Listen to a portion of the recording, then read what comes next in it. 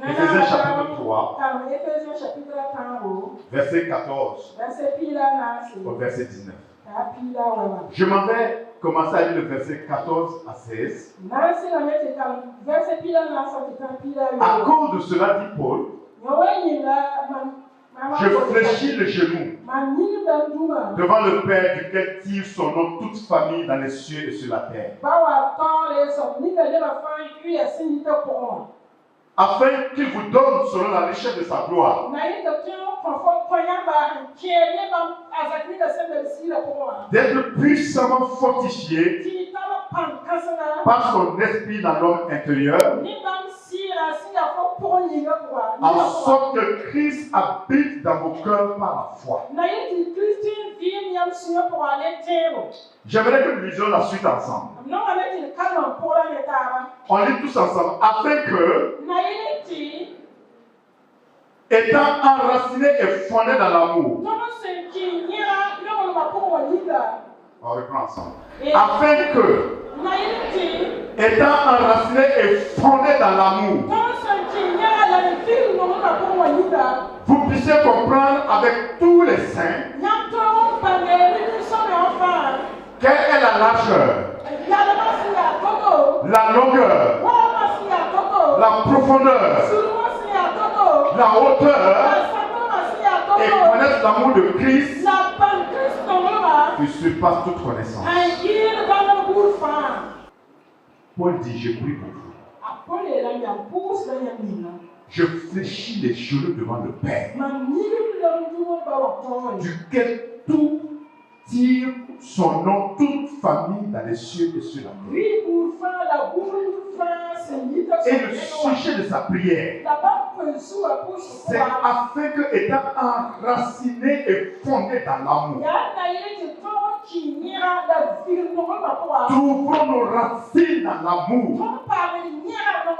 Écrit d'Éphèse, afin que vous soyez enracinés dans l'amour. Que vous puissiez comprendre avec tous les saints quelle est la largeur, quelle est la longueur, quelle est la hauteur, quelle est la profondeur de l'amour de Dieu. La largeur de l'amour de Dieu, vous l'avez dit, ces 4 dimensions reflètent vraiment la foi. C'est Dieu qui l'a manifesté premièrement avant que nous la manifestions. Dieu, dans son amour, a aimé l'humanité sans exception. Jean 3,16 me dit, car Dieu a tant aimé le monde. Et quand il dit monde, c'est le monde. Tous ceux qui sont dans le monde. Dieu a tant aimé le monde qu'il a étendu largement ses bras afin que quiconque croira en lui soit sauvé. La position de Jésus sur la croix, avec les bras ouverts, reflétant la barre latérale. Cette barre-là, comme quelqu'un l'a dit, nous unissent la largeur de l'amour de Dieu. Dieu a accueilli, a ouvert ses bras largement pour le monde entier, sans distinction de race, sans distinction d'ethnie, sans faire exception de quelqu'un d'une ethnie quelconque. Un amour pour tous et un amour qui est ouvert pour toutes. Hommes et femmes, cet amour est pour tous. Ensuite, nous avons la deuxième, l'amour qui est manifesté par la longueur. La parole de Dieu nous dit dans Actes 1:8. Le Saint-Esprit viendra sur vous.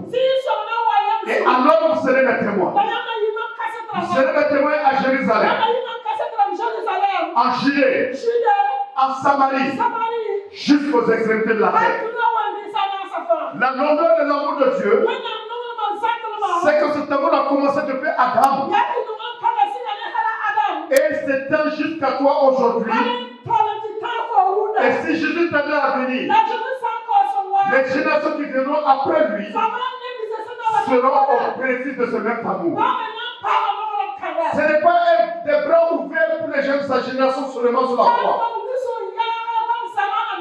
Mais la longueur de cet amour-là, c'est que de génération en génération, les bras restent toujours ouverts.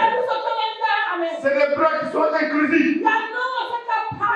Comme je l'ai dit plus avant, qui ne fait exception de personne. Mais la longueur, c'est que ça va s'étendre de génération en génération. Ça continuera avec nous. Pas seulement du temps de Jésus, des gens du temps de Jésus. Mais ça continuera jusqu'aux gens après nous-mêmes. Il est infini. Il est intemporel. Il est intarissable. C'est ce type d'amour qui est illustré. Et cet évangile qui doit être prêché jusqu'aux extrémités de la terre. Jusqu'à ce que le dernier village de la terre accueille cet amour de Dieu par l'évangile qui est annoncé aux extrémités de la terre. Son amour est ouvert à tout le monde. Je suis confortable quand j'entre dans une église et que l'église n'est pas constituée d'une seule ethnie. Je démontrerai de l'église de Jésus-Christ. Parce qu'au ciel, là, c'est toutes les langues, toutes les tribus, toutes les ethnies, toutes les races, tous les peuples